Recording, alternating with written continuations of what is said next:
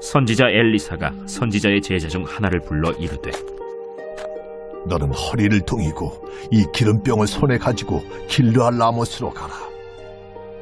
거기에 이르거든 님시의 손자 여호사밧의 아들 예후를 찾아 들어가서 그의 형제 중에서 일어나게 하고, 그를 데리고 골방으로 들어가 기름병을 가지고 그의 머리에 부으며 이르기를, 여호와의 말씀이 내가 네게 기름을 부어 이스라엘 왕으로 삼노라 하셨느니라 하고, 곧 문을 열고 도망하되 지체하지 말지니라.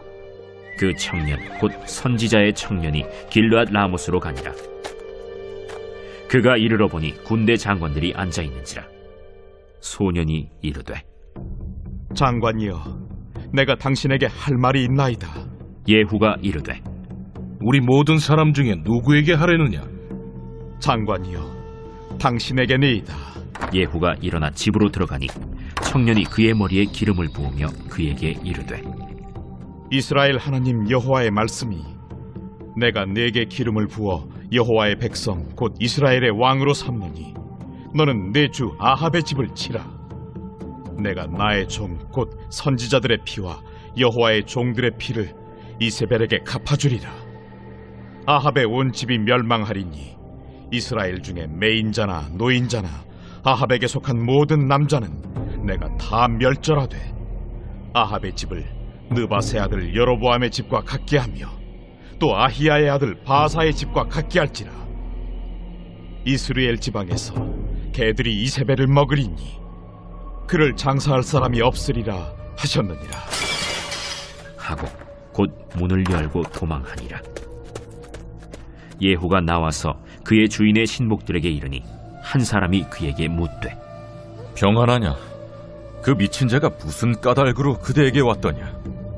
그대들이 그 사람과 그가 말한 것을 알리라. 당치 아니한 말이라. 청하건대 그대는 우리에게 이르라. 그가 이리이리 내게 말하여 이르기를, 여호와의 말씀이 내가 네게 기름을 부어 이스라엘 왕으로 삼는다 하셨다 하더라. 무리가 각각 자기의 옷을 급히 가져다가 섬돌 위 곧 예후의 밑에 깔고 나팔을 불며 이르되, 예후는 왕이라. 복음 위에서 삶의 길을 함께 걷는 신앙 공동체인 길 위의 교회 사랑하는 교우 여러분, 아침을 여는 묵상의 자리에 올라오심에 주님의 이름으로 여러분들을 축복합니다. 일상 자리에서 우리는 종종 답답함을 느낄 때가 있습니다. 세상을 들여다보면 악이 승리하는 것처럼 보이고 정의가 지연되는 것처럼 느껴질 때가 있는 것이죠. 그래서 보통 드라마들도 이런 소재들을 많이 사용합니다. 그런데 오늘 본문은 우리에게 말합니다. 하나님은 인생이 아니시기에 당신의 때에 당신의 방법으로 반드시 일하신다고 말이죠.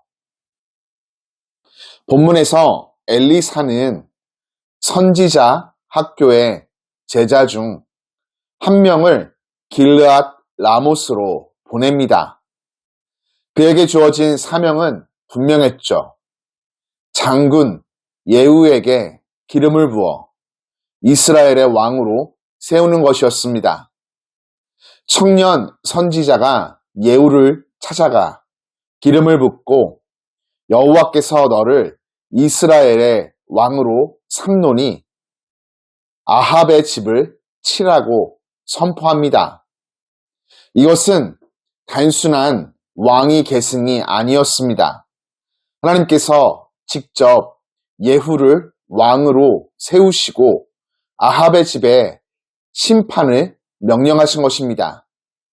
이세벨이 여호와의 선지자들을 죽였던 죄, 나봇을 거짓 고소하여 죽이고 그의 포도원을 빼앗았던 죄에 대한 응답이었습니다. 청년 선지자가 떠난 후 동료 장군들이 예후에게 묻습니다. 평안하냐? 그 미친 자가 왜 내게 왔더냐? 미친 자라는 표현은 세상이 하나님의 사람들을 어떻게 바라보는지를 보여주는 표현이죠. 그러나 예후가 진실을 말하자 장군들은 즉시 반응합니다. 그들은 각각 자기 옷을 벗어 예후 밑에 펼쳐놓고 나팔을 불며 선포합니다. 예후가 왕이 되었다. 여러분, 아합과 이세벨의 악행 이후 오랜 시간이 지났습니다. 그동안 하나님은 침묵하시는 것처럼 보였죠. 그러나 하나님은 잊지 않으셨습니다. 당신의 완벽한 타이밍에 예후를 세우시고 역사를 바꾸십니다. 이를 통해 우리는 하나님의 일하심에 특징이 있음을 보게 됩니다. 하나, 하나님은 평범한 사람들을 통해 일하신다는 것입니다. 예후는 특별한 왕족이 아니었습니다. 또한 청년 선지자도 이름이 알려지지 않은 사람이었죠.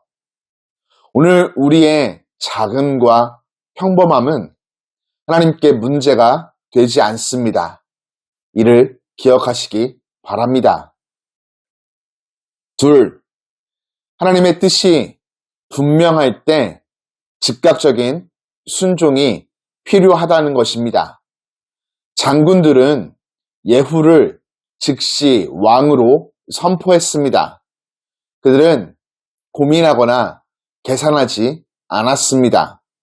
하나님의 음성을 들었을 때 우리에게 필요한 것은 온전히 기쁘게 즉시 순종하는 삶의 태도입니다. 끝으로 세상이 이해하지 못해도 하나님의 길을 가야 한다는 것입니다.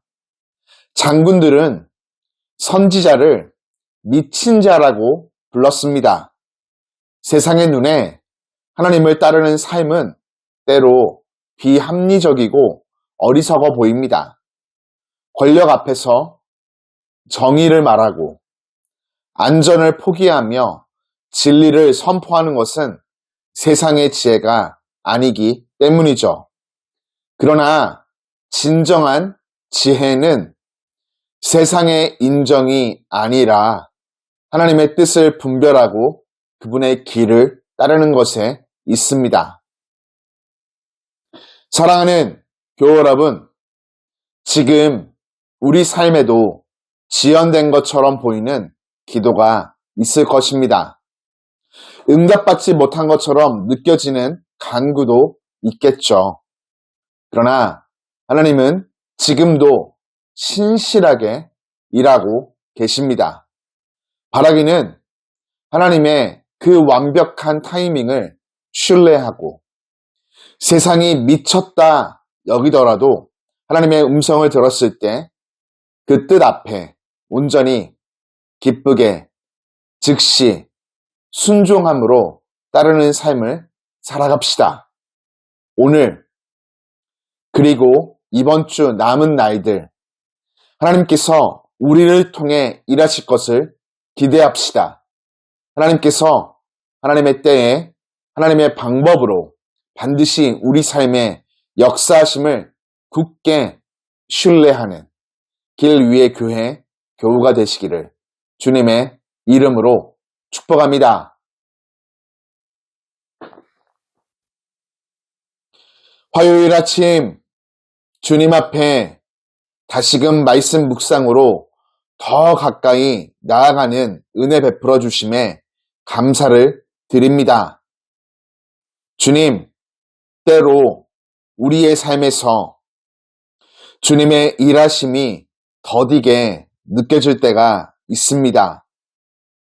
그러나 말씀 묵상의 은혜를 통해 주님이 주님의 때에 반드시 일하시는 분임을 고백합니다. 작고 평범한 우리를 사용하셔서 주님의 거룩한 뜻이 이루어지게 하여 주옵소서. 세상이 이해하지 못해도 주님의 음성에 온전히 기쁘게 즉시 순종하는 용기와 믿음을 허락하여 주옵소서. 추운 날씨, 머리털 하나 상하지 않도록 지키시며 따스한 주님의 날개 품 안에 평안 가운데 안보함으로 돌보아 주옵소서. 예수 그리스도의 이름으로 기도합니다. 아멘.